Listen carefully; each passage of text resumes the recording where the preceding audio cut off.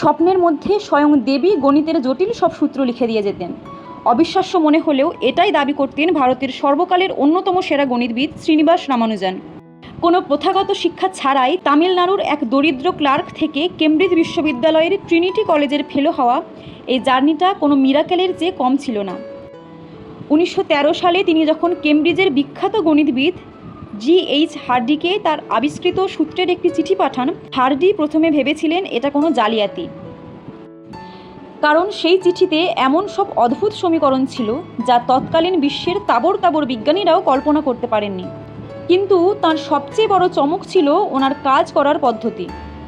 চরম দারিদ্র্যের কারণে কাগজ কেনার টাকা ছিল না, তাই ঘন্টার পর ঘন্টা স্লেটে অঙ্ক কষে সকালে ঘুম থেকে উঠে উনি শুধু ফাইনাল উত্তরগুলো ডায়েরিতে টুকে রাখতেন।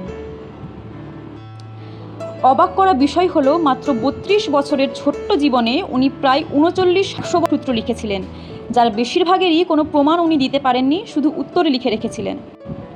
আর আজ ওনার মৃত্যুর 100 বছর পরেও বিজ্ঞানীরা ওনার মৃত্যুসজ্জায় বলে যাওয়া মক থিটা ফাংশন ব্যবহার করে ব্ল্যাক হোল এবং স্ট্রিং থিওরির মতো মহাবিশ্বের সবচেয়ে জটিল রহস্যগুলো সমাধান করেছেন।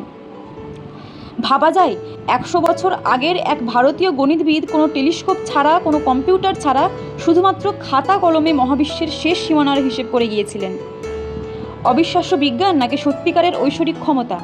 আপনার কি মনে হয়? জলদি কমেন্টে জানান। আর এমন অজানা তথ্য পেতে চ্যানেলটি সাবস্ক্রাইব করুন।